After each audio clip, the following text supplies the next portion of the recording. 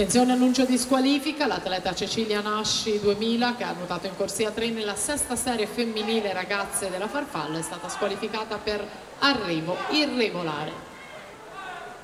Partita la serie 5 femminile di questa prova, la 4 si prepara a partire, fa ingresso sul piano vasca Alessia Andreetta, Nottoli nuoto, nuoterà in 1. In 2 Anna Canola, Team Euganeo, in 3 Katia Cagnato, Veneto Banca Montebelluna, in 4 Francesca Stella, Riviera Nuoto, in 5 Giada Sartoretto per l'Idros, in 6 Giada Baroni, Riviera Nuoto.